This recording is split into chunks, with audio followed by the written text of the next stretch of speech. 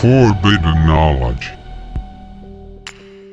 Scientists say it may be a new planet on the edge of our solar system. It's called Tyche, named for an ancient Greek goddess. If it's real, Tyche is a supergiant, 4 times the size of Jupiter, made of hydrogen and helium.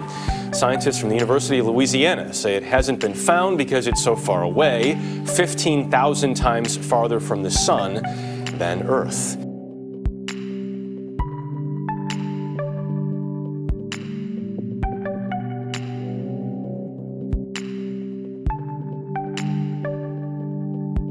Nibiru, Planet X, we've been there before, now we are back again, and I have Billy Carson with me one more time to tell me about what's new about Planet X. If anybody knows something about Planet X, Nibiru and brown dwarf stars, it's gotta be Billy Carson. Besides having that knowledge, he's also the founder of Forbidden Knowledge and co-founder of United Family of Anomaly Hunters on Facebook, together with me. Billy, welcome on board, and I'm looking forward to hear what you have to tell. Thanks a lot, Thomas. Thanks for having me back on. Yeah, you're welcome. Billy, please start telling about Nibiru X. What is Nibiru X, or Planet X, or just Nibiru? Sorry. No problem. Yeah, some people call it Nibiru X. Some people call it Planet X. Some people call it a brown dwarf star. In reality, there has been a lot of confusion about Planet X. And as I said in the first video, Planet X is actually a term given by NASA. NASA came up with the name Planet X. It wasn't created by conspiracy theorists. That was something with an article back from 1984 or something where they used the word Planet X. Correct. Yes. Absolutely. Yes. Yeah, 1983, an article came out that was titled "NASA Discovers Nibiru." Or NASA discovers Planet X, and another article says mystery heavenly body found by orbiting infrared telescope. That was discovered by the IRAS telescope back in 1983, and NASA named it the 10th planet and called it Planet X. Just to make a quick summary, the IRAS telescope. What is that? It's an infrared telescope that was launched by NASA decades ago, and it was sent out to actually discover hard to see infrared spatial bodies like brown dwarfs and red dwarf stars that you could only see in the infrared spectrum because they're so far away and the light is so dim, you must detect them with infrared. This was an infrared telescope. NASA closed that one down years ago, am I correct in that? Correct. They closed that one down right after they discovered Planet X and made this announcement. All of a sudden, everything was hush-hush. It actually coincided with Zecharia Sitchin's theories about a planet based on the tablets that he's deciphered. And all of a sudden, it went bye-bye. The satellite gets turned off. They then launch a new satellite named WISE, W-I-S-E. And the WISE satellite, it was also sent out to discover these brown dwarfs and red dwarfs. Much later, though, NASA, they obviously probably was already under construction or probably in the works. And they use the WISE to detect not only one, but admittedly by NASA, they have discovered dozens of brown dwarf and red dwarf stars in our galaxy using the WISE telescope. They won't tell you how close these some of these are. That was my next question. Yeah. So how close are these brown dwarf stars? Yeah. Some of them are a couple of light years away, according to NASA. Yeah, the closest one that they say, I think, is about 2 light years away or 2.5 light years away. But there's so many of them out there. They've actually discovered that there actually are more binary or trinary solar systems than there are solar systems with one sun. So the odds are mounting that our solar system actually has 2 suns. The first sun being our yellow star, the biggest and brightest one that we have, that we know about. And the other one is on a very strange orbit, a very elliptical orbit on the ecliptic plane that actually is a brown dwarf or a red dwarf, which it's much smaller than our sun, but emits high gravitational waves and is only visible in the infrared spectrum. Is that the one we call Nibiru? That's the one. Well, no. Actually, what happens is, I think this is where another confusion comes in with a lot of people. The brown dwarf star itself is actually a star. Now, it has its own mini solar system. So it actually has its own planets and moons orbiting it. Okay. So there's 2 solar systems within our solar system. Our solar system and this other solar system, and both solar systems actually orbit each other. Okay. And this was known by the ancients. This was written down in ancient times in the Indian text. Matter of fact, there's a link on the page that's up there to a very good show, a documentary that was talked about. It's called The Great Year, and it was narrated by the guy that played Darth Vader. What's his name again? Oh, yeah, that's a good question. James Earl Jones. James Earl Jones was the narrator. Okay. Of this documentary that actually aired on the History Channel decades ago in the 90s. And it was about the fact that we live in a binary solar system, and it's called the Great Year. And it talks about this huge cyclical time period in which we actually experience different ranges of civilization. We experience this what they call a Nemesis Star that orbits our current sun, that causes certain catastrophes and calamities within our inner solar system, and actually forces mankind to restart again every 24 or 25,000 years as the precession of the equinoxes goes by. So this is some amazing information, and this is all ancient knowledge. But now, with our modern, what we consider modern technology, it's already been done before, in my opinion. But now we consider this modern technology. We go out and we find the same information to validate what the ancients already knew. Where can we find that backup evidence? I mean, if you go to the internet and search for what you just talked about here, where can we find evidence that I used to use the terms normal mortal people can find? Where can we find that? I would actually go online and I would do a Google search on Kali Yuga, or the Yugas, UGAS, Yugas. I would do a search on the Yugas, and you'll find plenty of information that talks about this cyclical time period. And they can also watch the video that we'll put up in the link. It will give them all the research information they need to go and follow up on this content and really find out for themselves all the different sources, everything from the Romans to the Egyptians to the Indians. Going back many thousands and thousands of years, they'll know all this information based on this one documentary, which is a very short 18-minute video.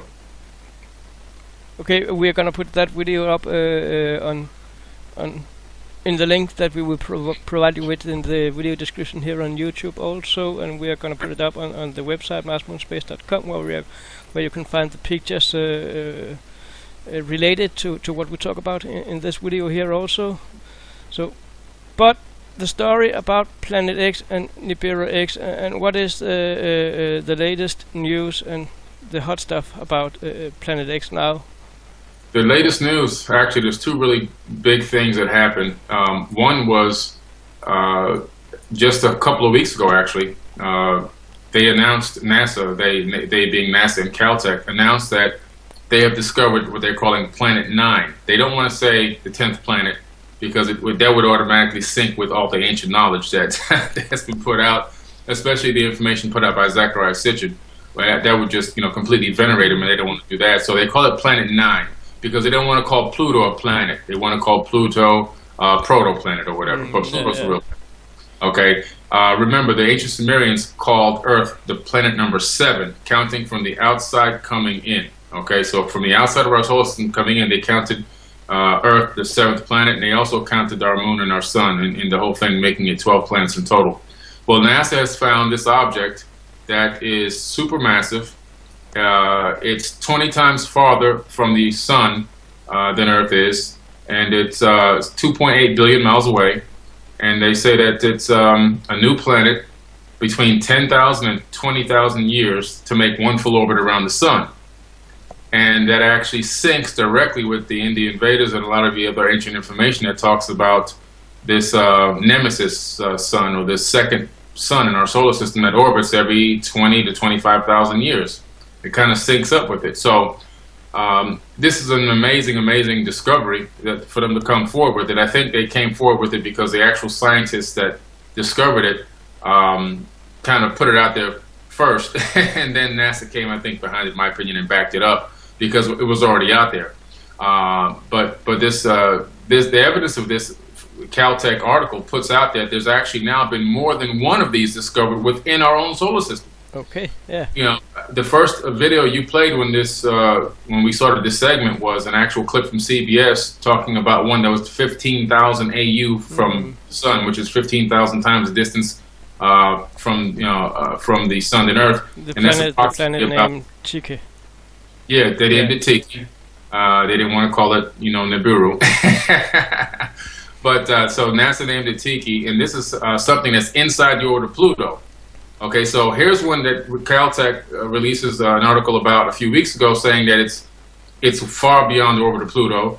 This one now here, the CBS one from 2011 says that there's one that they've discovered now, 15,000 AU, which is about 16 million miles. That's inside the orbit of Pluto, so that's even closer to the Earth. So which one is it? What I'm saying is, it's not that they're not giving right data. I'm saying that there's actually more than one heavenly body out there within our own solar system that we know nothing about. And we're probably, we'll never be given the full truth about everything that's out there, but these objects are there, and they're within our solar system. The European Space Agency released a very amazing article in 2013, and I'll send you the link to that. It's an amazing story. They talk about there's over 200 heavenly bodies in our solar system. Some are organic, and they actually label this 200. European Space Agency. I'm going to provide the link so that these people can look at this for themselves. Different size planetary bodies. Some are organic in nature, all the way down to small pieces of ice, but that are large enough to be considered a heavenly body. And they're all orbiting within our solar system that we live in right now. This was an amazing article that they put out. I really couldn't believe that they admitted to this. So this is, again, backing up the fact that what we know about our solar system is absolutely nothing as a general population. The truth is there's a lot more going on. But that would mean, if it's within our own solar system, that means that sooner or later we would be able to see it with the naked eye, or am I wrong here? I know nothing about all these planets that talked about. Excuse me if my question sounds not so intelligent, but I have to get this from the bottom up and up and build up my knowledge all the way from the bottom. Will there be a time where we can see some of all these planets with the naked eye, or with a telescope, or like that? To see them with you could probably see some of these with a radio telescope. That would probably be the best bet. Radio telescopes, or because everything gives off a vibration, or even using an infrared telescope to see some of the heat from giving off from some of these planetary bodies, because they're so far away. That's the problem. Some of these are so far away, you actually need a telescope. You have to use some technology to visualize them, and you can't use just a regular plain telescope that works on just regular photonic light in the visual spectrum that we're able to see. You need something in a multi-spectrum to be able to see some of these, and radio telescopes as well would be a very good help. And this is the reason why we can't just look up in the sky and see these things. Even though they're very large, they're very, very far away. And because of that, you need technology. But they are there. They are definitely there. It's a very interesting topic, and I hope we will get a lot of more answers to all those to all that stuff that we are talking about. Yeah, absolutely. One of the reasons why. Go ahead. Yes, Planet X. We talked about last time. Last time we talked about Planet X, we talked about when will it come within reach of visible reach of planet Earth. Did you get any closer to that question? Yes. As you know, I had provided an image before, which you have.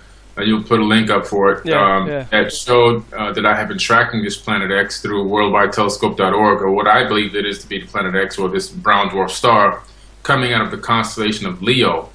And it appears to be a distance away to where it probably wouldn't get here for maybe another, to be honest with you, maybe 800 to 1,000 years. It's pretty far off.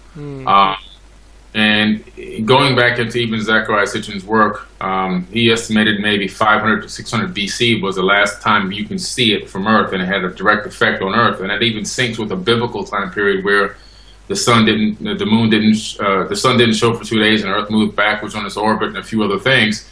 So if it's coming back every 3,600 years, you can see that it's not going to come right now. A lot of people are, Nibiru's going to be here in 2017. And it's going to be. They keep making these weird predictions of these dates, but the fact of the matter is, it's not going to be here for a very long time. We probably won't see, and I could be wrong. I could be wrong, but we probably won't see it in our lifetime. Maybe 2 generations from now. Would there be any effect? Would it affect us in any way when it gets closer to Earth? Absolutely. I think it's already affecting Earth right now. It's affecting our entire solar system, because every single planet admitted by NASA in our solar system is experiencing global warming. Global warming is not coming from the exhaust pipes of your vehicle, as everybody's been taught and programmed. The global warming is coming from gravitational waves. And as this planetary body, as this brown dwarf, which is almost like a gigantic magnetic ball, as these waves emitted from it ripple across our solar system, the energy of those waves goes into the planets and moons and excites the atoms and actually generates heat. And that heat is then converted into what we consider to call warming. So what we're talking about is just like a microwave oven, where you have waves of energy coming in, and they are starting a vibration to vibrate the atoms, and correct.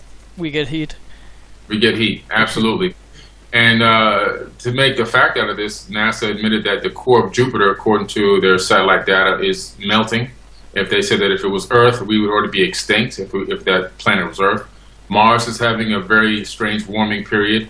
All the planets ice caps are melting throughout the entire solar system, and Earth obviously is, all of our ice caps are melting, and the oceans are starting to become flooded. We're getting an increase in the ocean, and that's actually going to generate, when you have global warming actually, believe it or not, stimulates an ice age, and that's why we have ice ages that come in cycles as well. And I think that this Planet X has a lot to do with it. As it gets closer and closer, these waves get stronger and stronger. I've been tracking the earthquake activity and the volcanic activity on Earth since 2011, and every year it's increased little by little by little. When I first started tracking the earthquakes through the USGS, I was reporting about 30 earthquakes a day. Now it's up to about 75 earthquakes a day globally. That's pretty amazing. That's a significant increase in earthquake activity, and volcanism has almost doubled. So we have. Are you saying this is related to that the Nibiru is getting closer into orbit?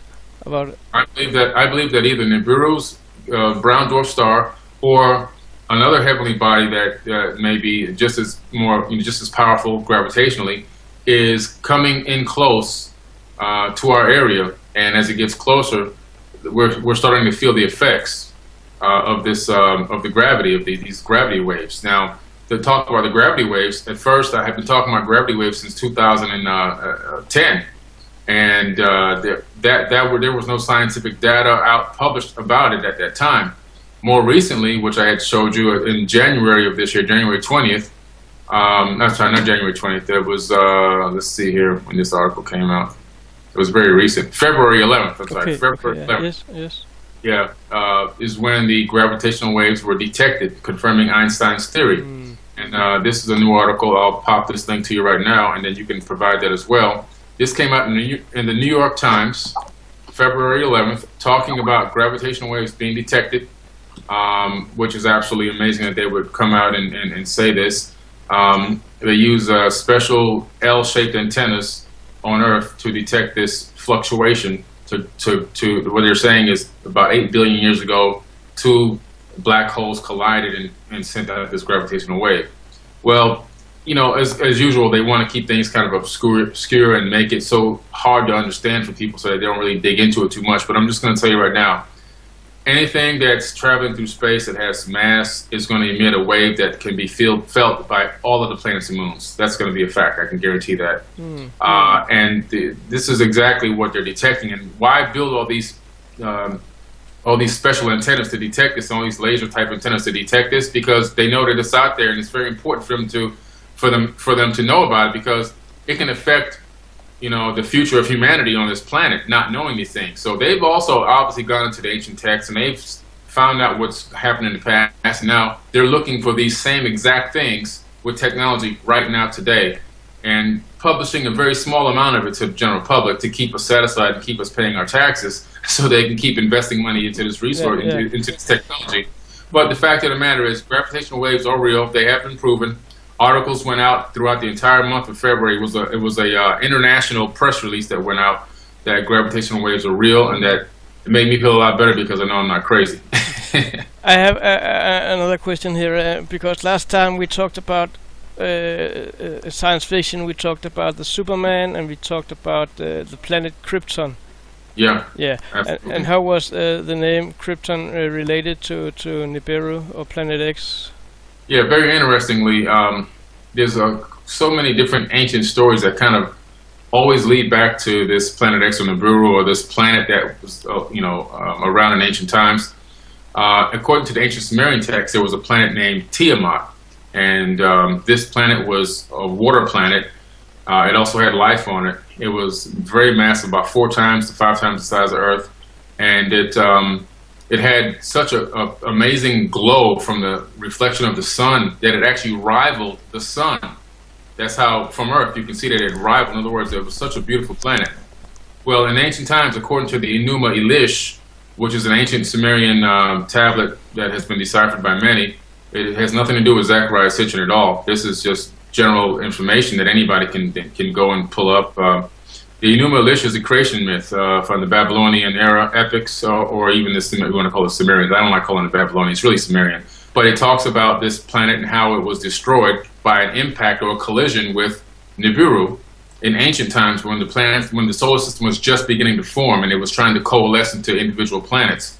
Well, one came through and struck Tiamat, and then Tiamat broke off and actually broke in half. The bottom half swung down into Earth's orbit, which is now currently the actual Earth that we're living on, with a lot of its water and resources and life, forming molecules and everything else. And it actually recoalesced into the planet that we're actually on. And the rest of it was broken up into gigantic chunks, and that's what we call the Asteroid Belt. In the Bible, they call it the hammered bracelet. In the ancient Sumerian text, they call it the hammered bracelet. The Anunnaki called it the hammered bracelet. It would have been the planet right outside of Mars. Actually, Mars was actually a moon of this Tiamat planet. Now, this Tiamat planet also in ancient times had another name, because different peoples have different names for different heavenly bodies. It was actually called Krypton. Yeah, that was right. Krypton. Yes. Right, it was Krypton. So the amazing thing is, if you lived on Krypton or Tiamat, if you lived there as a human being, your physical structure would be stronger due to the gravity. So if you travel from a planet 4 times the size of Earth and then came to Earth, you would actually have superhuman strength. You'd be able to pick up a boulder or a car. You'd be able to run fast, jump high. Just as if when we leave Earth and go to the moon, we can pick up boulders on the moon. If you swing a golf club, you can probably hit the ball 1,000,000 yards because the gravity is so low. So on the moon, we're superhuman. We can jump 40 feet, So the same thing would happen. So these beings who came from these planets that are much bigger than ours, and when you get to Earth, with much less gravity, you can see where a myth would come along that Superman, exists. A person with superior strength is very, very possible. When humans go to Mars, which I think they're there already, but that's another story. But when humans go from Earth to Mars, Mars has less gravity than Earth, so you would actually be stronger on Mars. A human being would actually be much, much stronger. The first generation, as you had given birth to more and more children, they would become weaker because their bodies would be adjusted to the gravity of that planet. But the first generation would be super strong, super strong. So this is just basic physics actually. But it's an amazing story. Could that be the same we are talking about when we are talking about ancient civilization? We are talking about giants on Earth. We are talking about Nephilim. We are talking about Anunnaki. Could that be related to Tiamat and the size of the planet that they originated from, and now they are not here present as in the same way as we are as human? Maybe they are. I don't know. I can't state that. Yeah.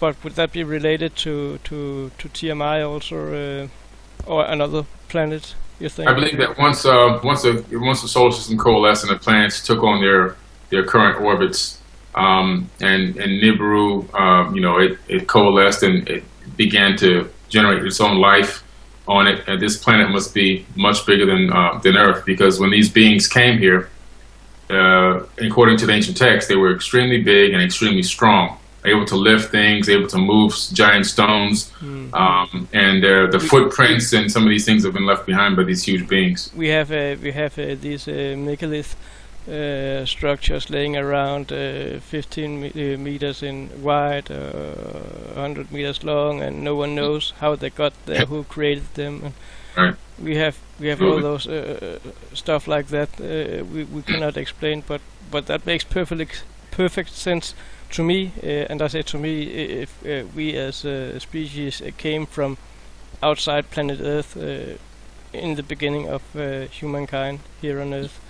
Right, absolutely. They began to mate with humans, as stated in Genesis 6, and also in the Enumerated ancient text. And it appears that once you start mating, you start degrading the genetic bloodline a little bit. It starts going down, until you get hybrids or part Anunnaki, part humans that are actually almost our same height and almost look identically as we look in terms of the size of the head and the physiology, being just a regular, what you consider a regular-sized person. So, some of the Egyptian pharaohs that ruled over Egypt, I believe, actually had a stronger amount of Anunnaki DNA, and that's why they were given that kingship.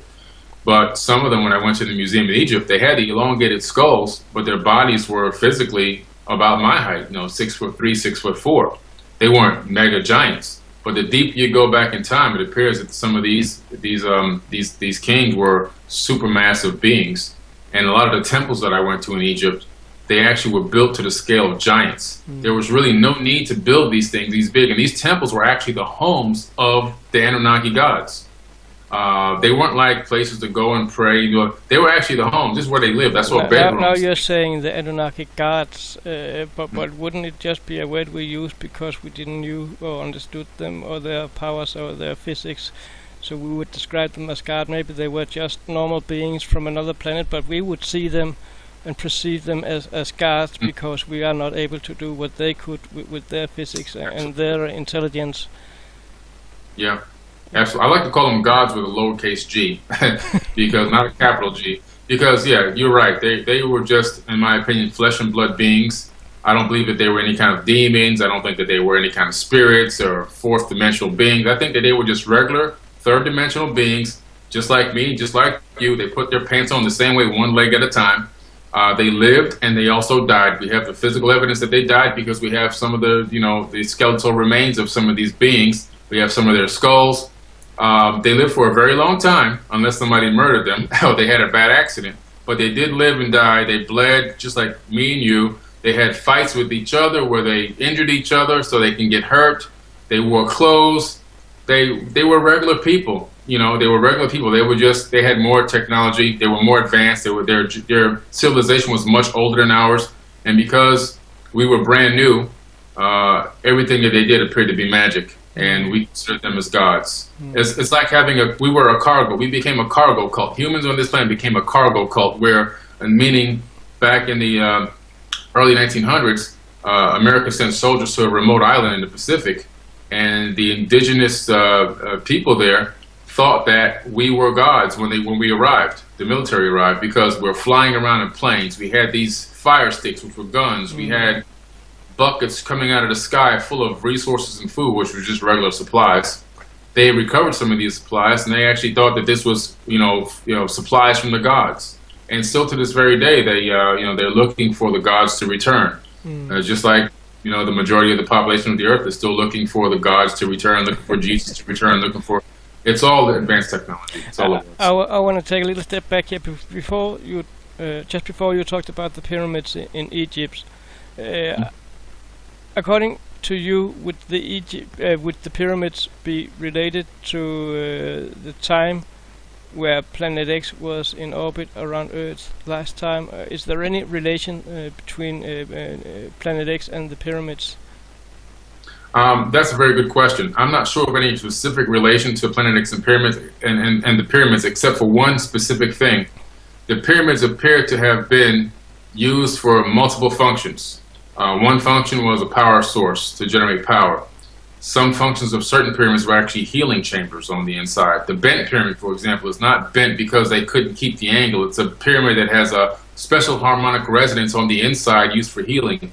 The pyramid also, like the Great Pyramid that I went into, it was a multifunctional device. It was a complete embodiment of the planet Earth and the human being body at the same time. And also, our entire solar system was programmed into it. And I believe that it also operated possibly as a stargate as well, which could have sent or transmitted specific top rulers or leaders of the Anunnaki back to their home planet on Nibiru or wherever. Maybe the Orion, because, you know, it lines up with the Orion, or maybe even Sirius. You know, these are specific star systems that are always mentioned, or always recorded, I should say, by the Anunnaki and the ancient Egyptians. So it's very possible, in my opinion, that it could have been used as a multifunctional device for a landmark, for power supply, wireless energy, communications, and also the Duran key, which is in ancient Sumerian is a stargate, a bond heaven earth that allows them to travel from that location to another location by just walking through, you know, a portal. So there's no way in your mind that the Egyptians could have built those pyramids themselves, as we have been told in history here? No. Yeah, absolutely not. The modern Egyptians, the dynastic rulers, they inherited what was already there. They actually inherited it, just as the Mayans inherited a lot of what was there, just as the other cultures in Peru inherited what was there. They had nothing to do with building. Hebrew slaves did nothing to do with building of pyramids. These things were built many, many thousands of years ago.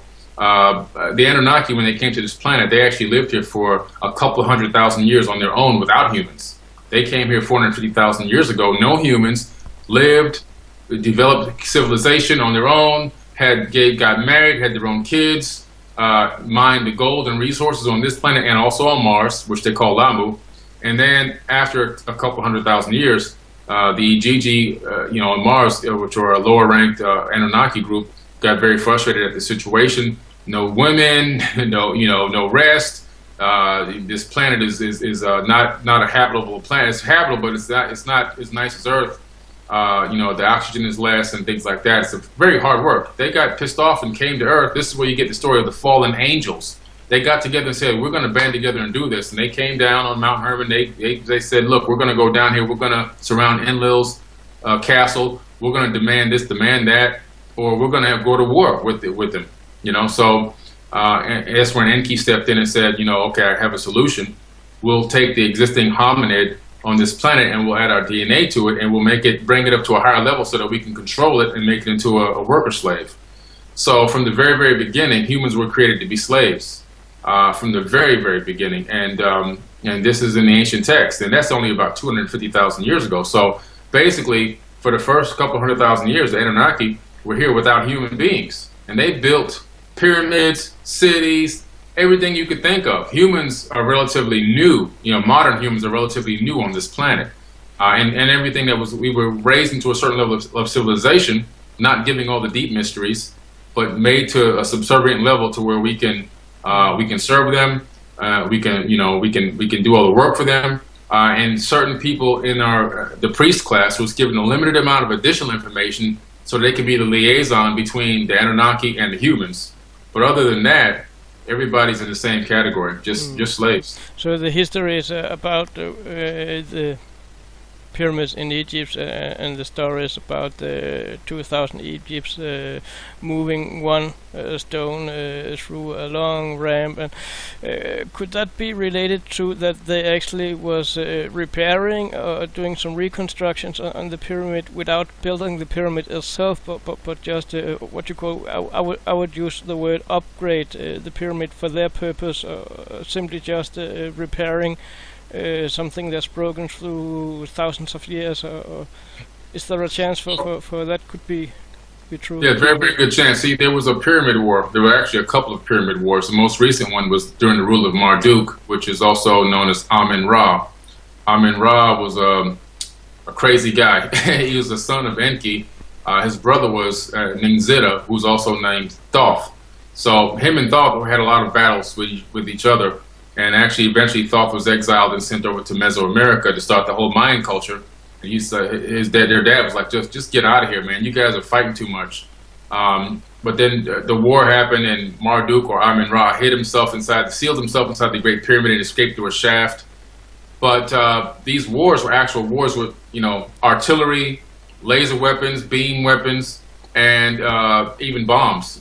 When I went to Egypt, when you put your hand in the sand and scoop the sand up, sometimes you get little bits of glass.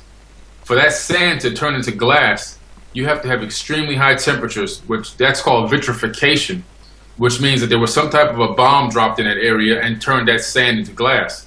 Also, this, along with your theory, could have caused some damage to the pyramids, okay? So these explosions and this war caused some damage to the pyramids, and it's very, very possible by this time that they used some of these techniques to try to replace some of the stones or fix or repair some of the stone structures.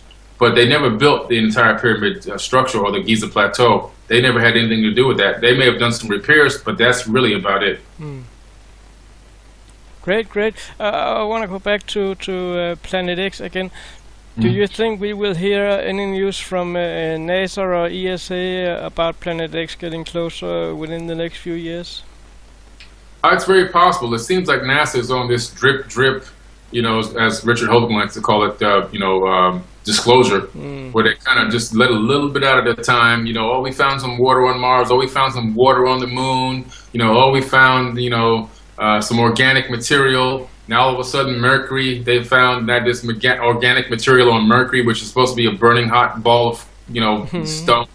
Yeah. So, little by little, water is everywhere. Water is on. There's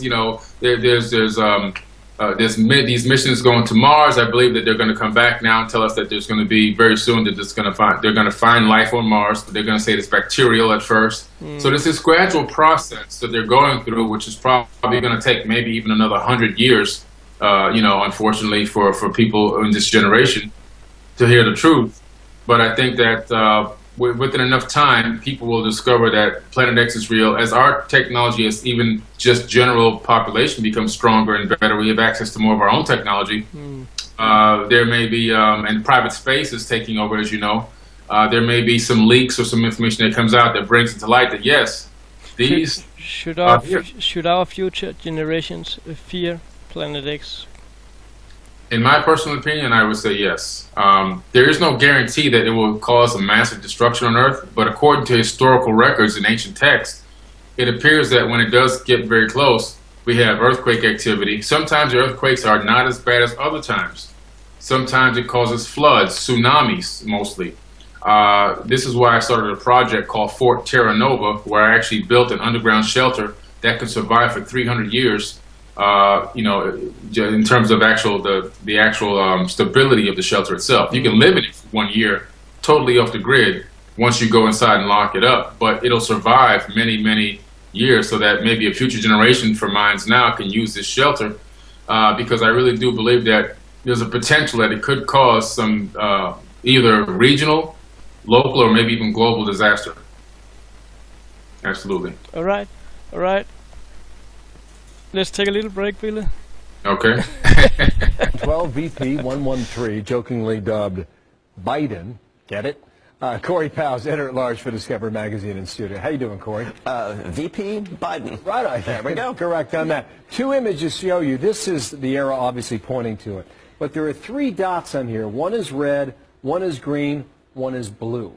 Right. What's significant? So this is the actual discovery image. Basically, 2 astronomers were looking one little patch of sky very, very far away, looking for exactly this kind of thing. Stars don't move. Planets or anything that's like a planet does. So this is color-coded. This is what they saw on different nights. They're looking for one thing moving. They color-coded it to show that all these stars are staying still. This thing is moving, and the way it's moving... So this is just one... It's one object, color-coded. Is Pluto on this? Pluto's in a whole different part of the sky. So this is way out there. This is way out there. Well, this is more than twice as far away as Pluto. Unbelievable. Why does this matter, Corey? Well, there are 2 ways you can look at it. I think I look at it first of all as an exploration question. That we know where we are on Earth. We've mapped our planet. Our solar system is still terra incognita. It's full of surprises.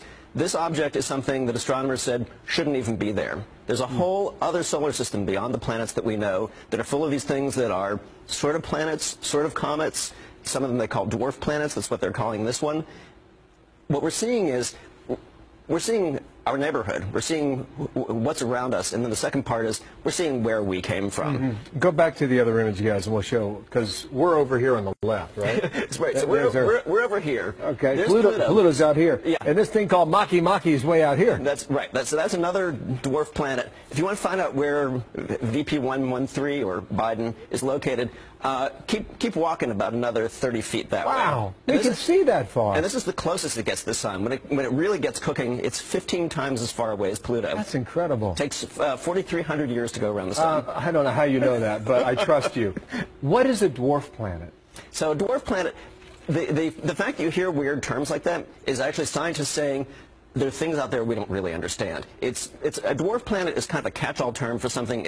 It's round like a planet. It sort of looks like a planet, but it doesn't orbit in a regular way like all the planets that we knew growing up. Would this be part of our solar system? So it's part of our solar system. Would it be outside? It's a whole new zone. They're calling it the inner Oort cloud.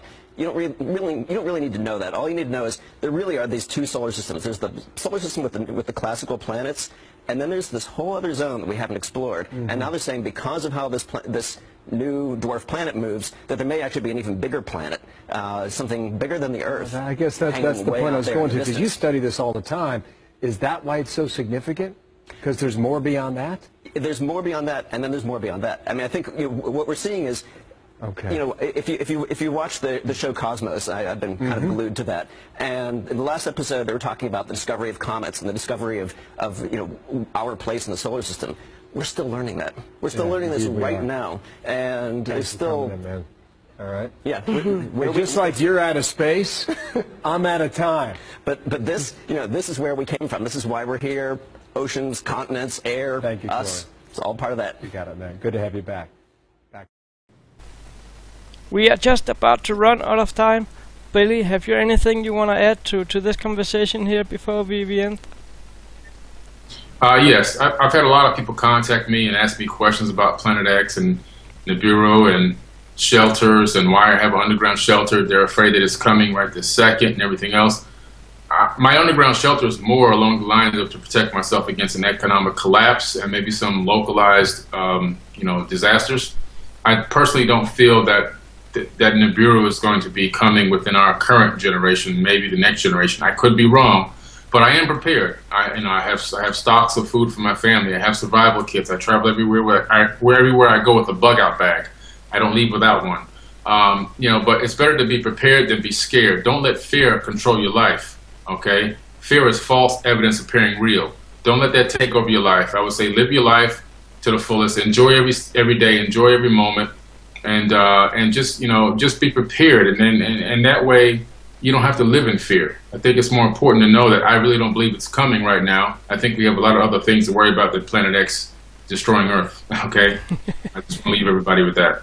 I think that was the word for Billy Carson today, and I want to add to this, we are trying to get as many as possible evidence, links to the website about what we have been talking about today, so you can go search the different NASA sites for the pictures and constellations and Nibiru X and everything you can find from telescope and so on. I want to thank you all a million times today, and I hope that all of you, just like me, learned a little bit more today about Planet X. Thank you, Billy, for joining us here today. Thank you. And to all of you out there, until we see again, take care. Bye. Forbidden knowledge. Scientists say it may be a new planet on the edge of our solar system. It's called Tyche, named for an ancient Greek goddess. If it's real, Tyche is a supergiant, 4 times the size of Jupiter, made of hydrogen and helium. Scientists from the University of Louisiana say it hasn't been found because it's so far away, 15,000 times farther from the sun than Earth.